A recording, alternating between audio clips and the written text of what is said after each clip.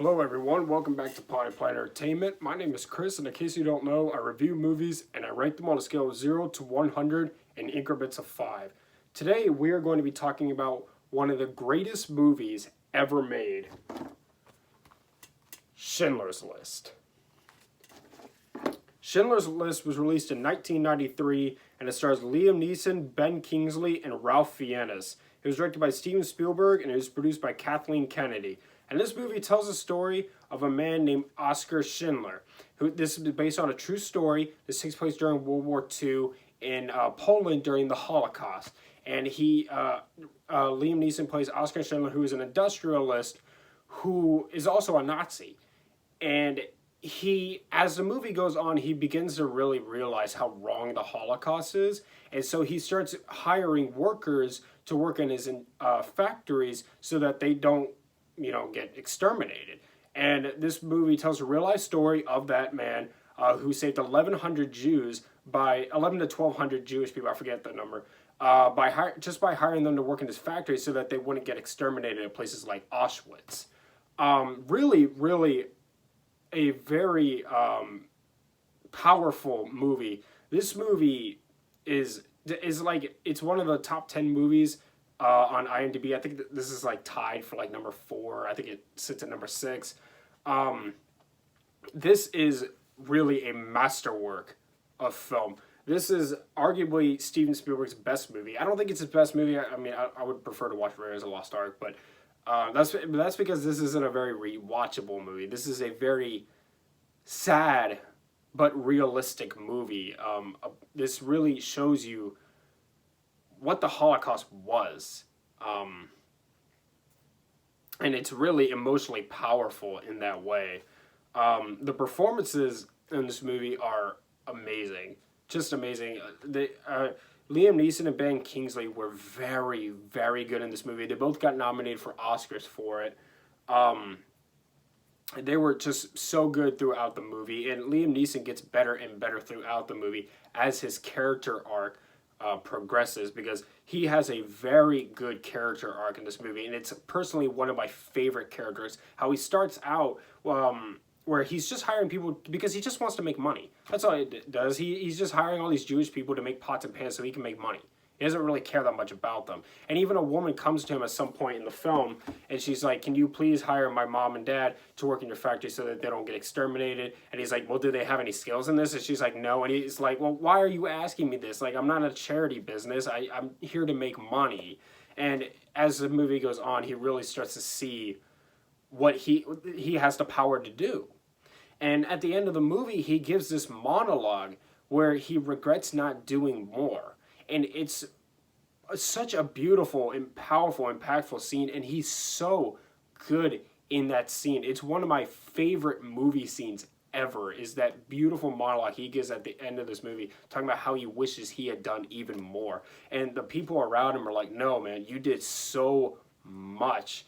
Like, trust us. Like, we really love and appreciate what you did for us." And he saved generations upon generations of people. At the end of this movie, they say that there's over 6,000 descendants of the Jews that he had saved that are alive today, that are only alive today because of what he did. This movie is entirely in black and white. And it really, really works in the movie's favor, because back then color film wasn't like common. Then it did exist then, but it wasn't like common. We were still using black and white, and it really helped set the tone of the late 30s and the early to mid 40s. So I really appreciated the use of black and white in this movie, and the black and white looks really good for it. It's very, like I said, it's a very realistic movie, and it's so impactful because there's a couple of parts in the movie where you see ashes falling on the ground. And both times while watching this movie, when I first saw it, I thought it was snow. And then I realized these are people's ashes, people who were burned, that was coming up out of these concentration camps and were landing on people's vehicles. Liam Neeson walks up to his car and he dusts off ash. And then we find out that ash is people. It's really, really crazy, but it's kind of graphic, but it's necessary. the very end of this movie is really good too, because we get to see some of the people that he actually did rescue, and with some of the like the actors who played them in the movie, and they're placing rocks on Oscar Schindler's grave, and some people say that was kind of heavy-handed, but I thought it was really beautiful. This movie apparently, according to other people, I don't know this for a fact, but I have heard that this movie follows a real life story very accurately, and I appreciate it when a based on a true story movie doesn't do a whole bunch of its own things. Even though, like, let's talk about, where is it? Bohemian Rhapsody. When I first saw this movie, this was an easy 100 for me, but after I saw the movie, I began to learn, like, how much they changed for the movie.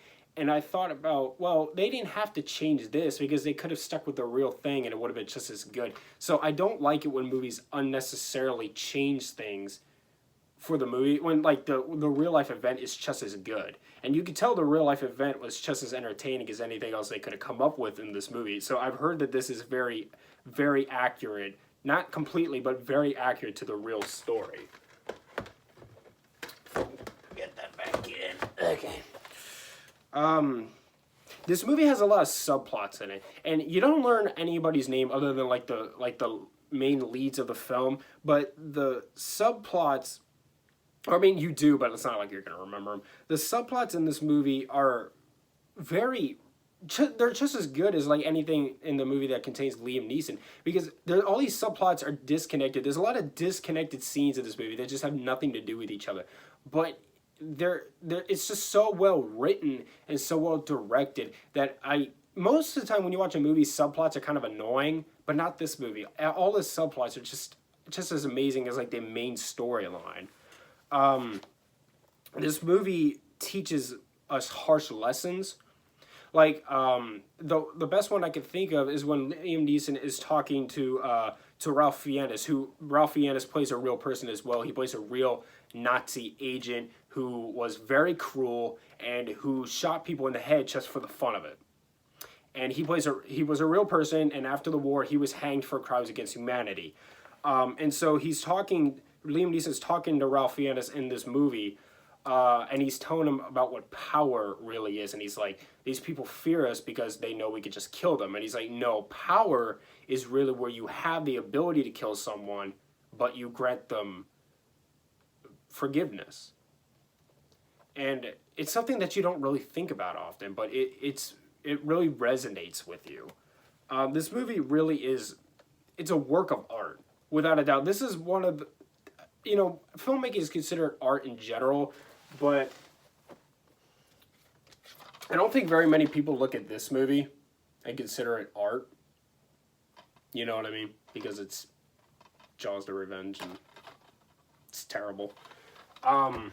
But this movie really is a beautiful, beautiful work of art. The music in it, the score by John Williams, helps set the mood, which is moody. And the cinematography is excellent. Schindler's List